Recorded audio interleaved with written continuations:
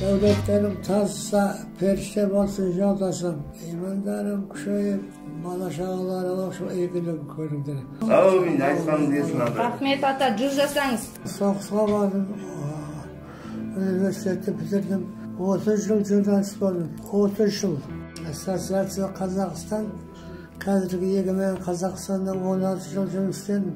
Одан кейін ол Талдықорған облысында Октябрь түгілінің облысында кәсіп болған. Соған редактор етіп жіберді ғой. 12 жыл редактор болдым. Жап жақсы, тып-тыныш, денсаулығымыз жақсы. Соғыста 3-ші Беларусь фронтында, 2-ші, 3-ші Прибалтика фронтында болдым. 43-ші жылы барып, 47-ші жылы келдім. Kelgенlerine rahmet 96'da geldik o yönde.